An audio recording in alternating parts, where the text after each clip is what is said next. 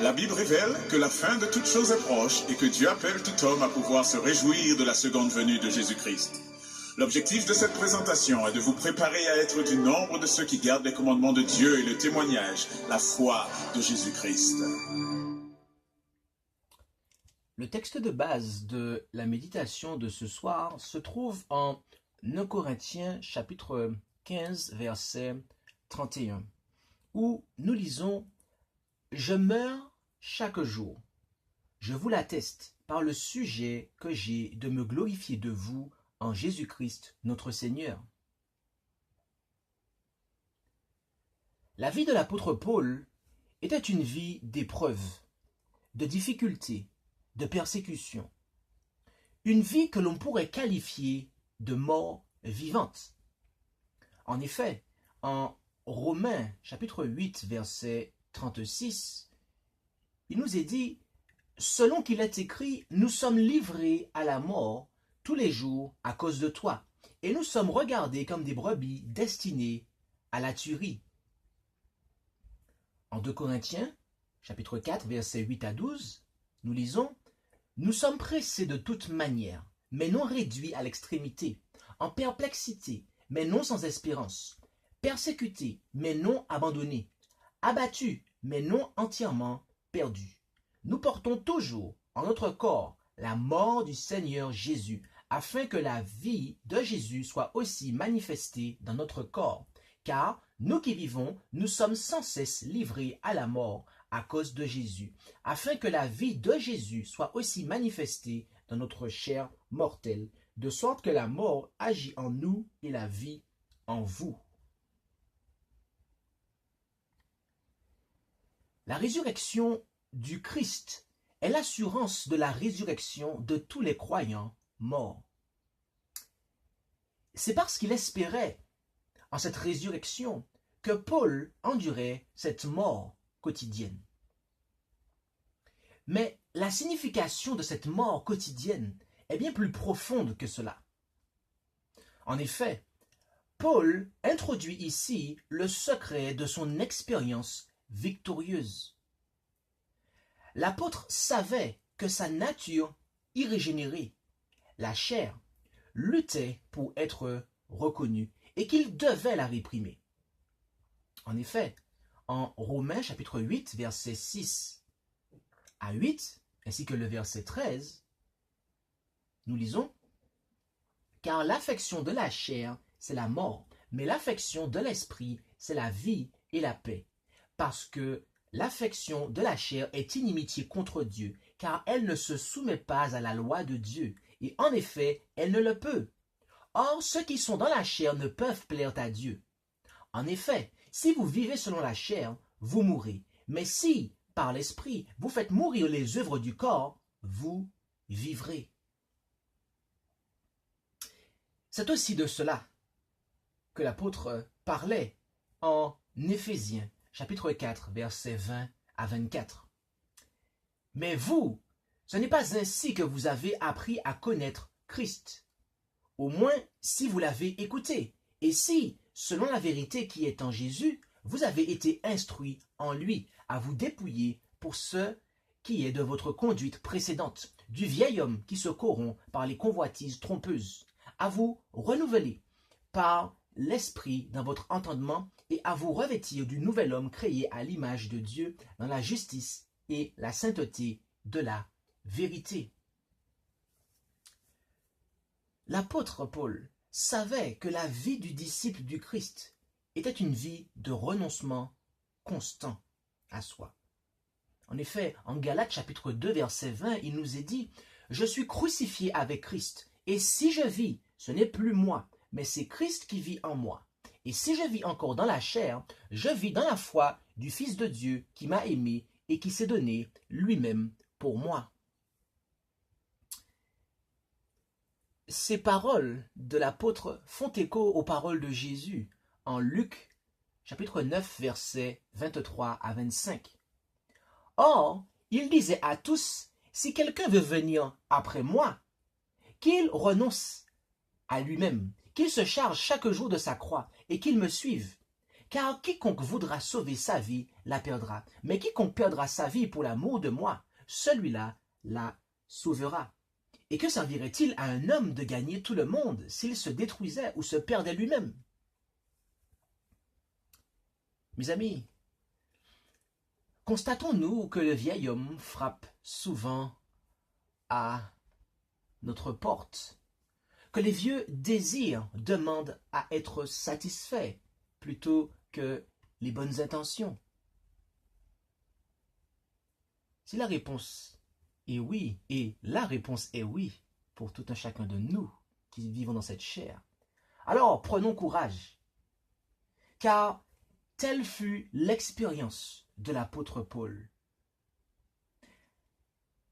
La vie chrétienne est une marche, une lutte continuelle qui prendra fin lors du retour de Jésus.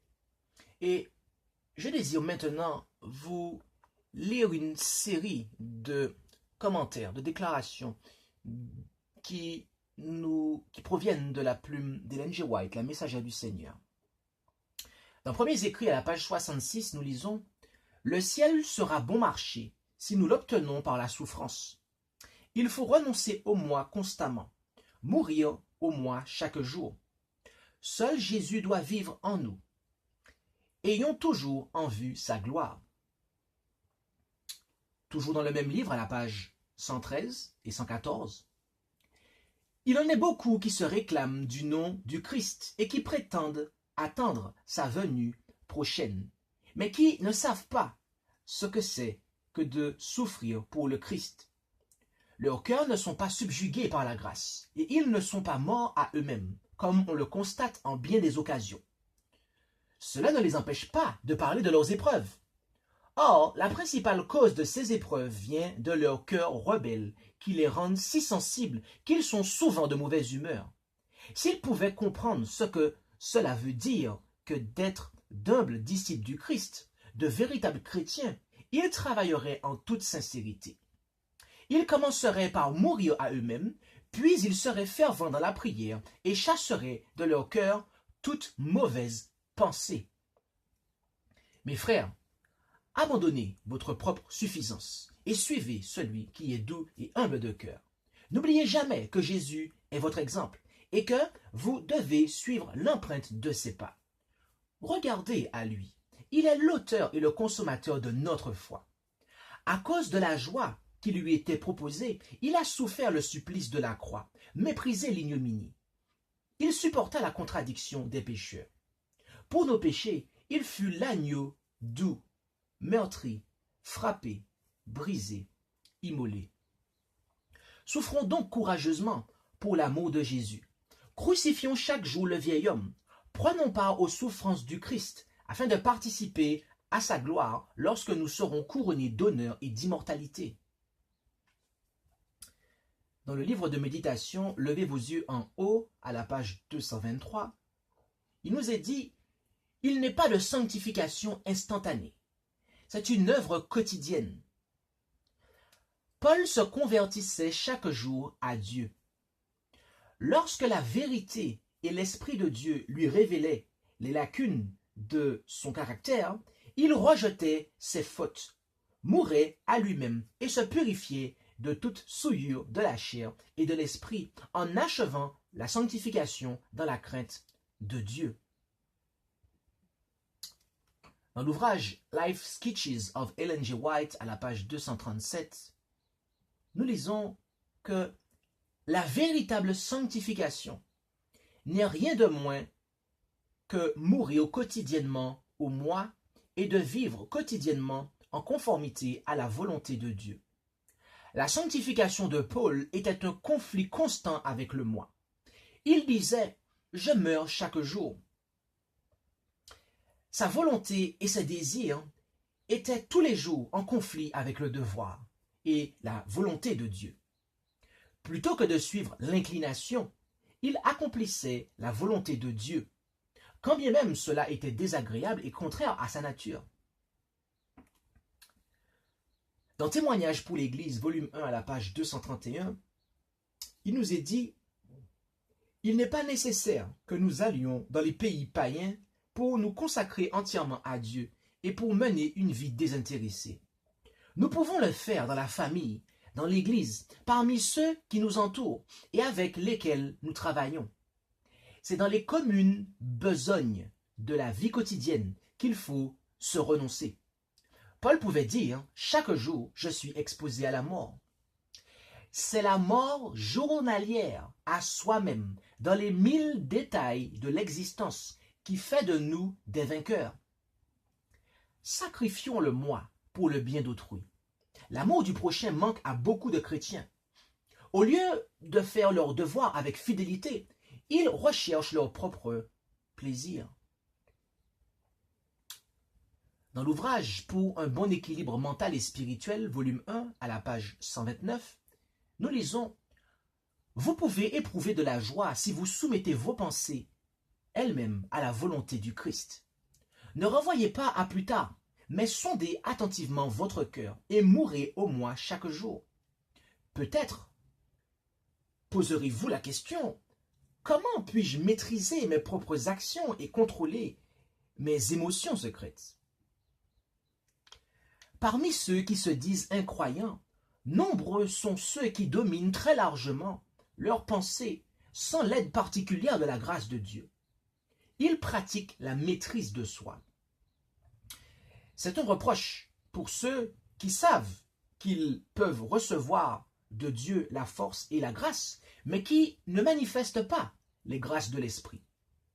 Jésus-Christ est notre modèle. Il était doux et humble. Inspirez-vous de son exemple et imitez-le. Le Fils de Dieu était sans reproche. Nous devons viser à cette perfection et vaincre comme il a vaincu si nous voulons nous asseoir à sa droite. Dans Testimonies for the Church, volume 4 à la page 66, il nous est dit que le Seigneur attend que nous soyons soumis à sa volonté, subjugués par son esprit et sanctifiés pour son service. L'égoïsme doit être mis de côté et nous devons vaincre chaque défaut de caractère comme Christ a vaincu. Afin d'accomplir cette œuvre, nous devons mourir chaque jour au moi. Paul disait « Je meurs chaque jour ». Il avait chaque jour une nouvelle conversion, faisant un pas en avant vers le ciel. Obtenir des victoires quotidiennes dans la vie divine est l'unique parcours que Dieu approuve. Le Seigneur est bienveillant, miséricordieux et riche en bonté. Il connaît nos besoins et nos faiblesses, et il nous aidera dans nos infirmités, si seulement nous nous confions en lui et croyons tout du moins, qu'il nous bénira et fera de grandes choses pour nous. Toujours dans Testimonies for the Church, volume 4 à la page 349, nous lisons « Il y a une déclaration solennelle que je souhaite que vous écriviez sur vos cœurs. Lorsque des personnes se sont abandonnées au stratagème de Satan et qu'elles se sont ainsi placées sur son terrain, si elles veulent ensuite s'échapper de ces pièges par la miséricorde de Dieu, elles doivent entrer dans une relation étroite avec lui, crucifiant chaque jour le moi et être profondément transformées afin d'obtenir la victoire et de gagner la vie éternelle. Vous vous êtes tous les deux éloignés de Dieu. Vous avez causé du tort à sa cause. Vous devez maintenant être plus que jamais zélé pour vaincre chaque défaut de caractère et mener une vie d'humilité et de confiance dans la prière. Avec foi, demandez à Dieu, à cause du Christ, d'annuler le passé, de sorte que les mauvaises semences que vous avez jetées ne s'étalent et ne soient conservées au jour de la colère.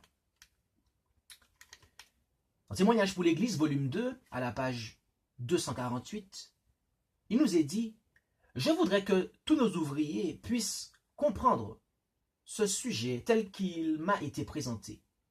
L'estime de soi et l'orgueil tuent la vie spirituelle. On exalte le moi, on en parle. Oh, si le moi pouvait mourir! Chaque jour, je suis exposé à la mort, dit Paul.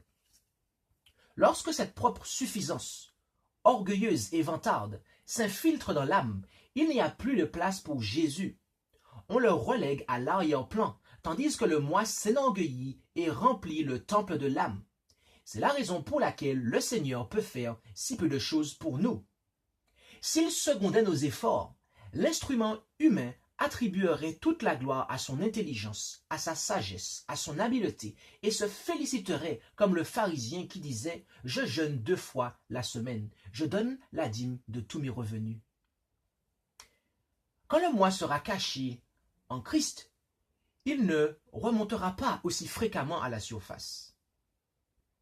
N'accomplirons-nous pas les désirs de l'Esprit de Dieu?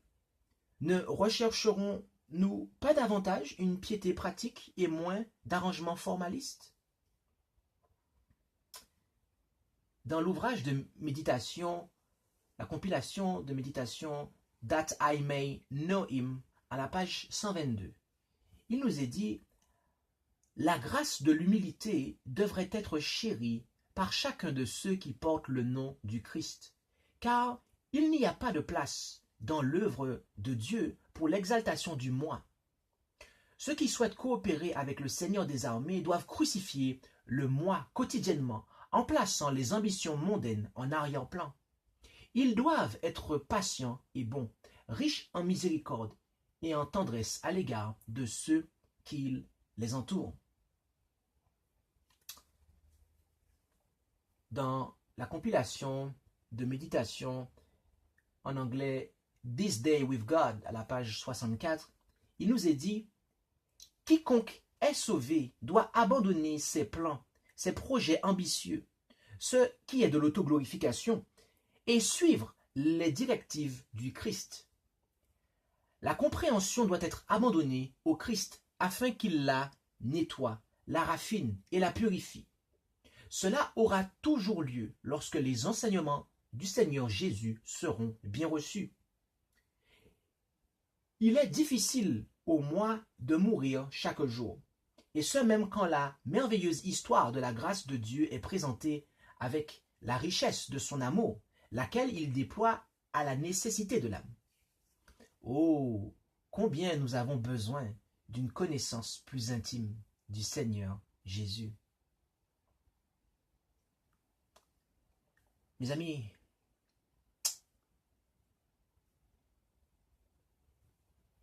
le moi, le vieil homme, nous tient-il esclaves en ce soir? Si l'on est ainsi, sachez que il y a une bonne nouvelle pour nous. C'est que Jésus se propose de nous donner du repos. En effet, en Matthieu 11, versets 28 et 29, il nous dit « Venez à moi, vous tous qui êtes fatigués et chargés, et je vous soulagerai. Chargez-vous de mon joug et apprenez de moi, parce que je suis doux et humble de cœur, et vous trouverez le repos de vos âmes, car mon joug est aisé et mon fardeau léger. » Puisse le Seigneur, chers amis,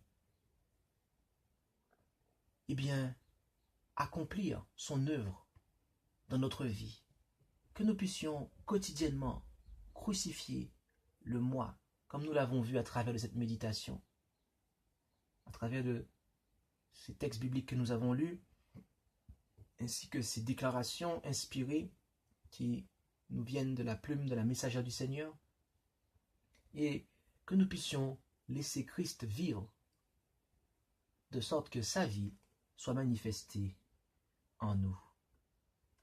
Que Dieu nous bénisse tous. Amen. Merci d'avoir écouté cette présentation avec intérêt. Pour plus d'informations, consultez notre site internet lereste.org et suivez-nous sur Facebook ainsi que sur YouTube à @lereste. Vous pouvez aussi nous contacter par email à info@lereste.org ou par téléphone au +33 6 12 60 13 69.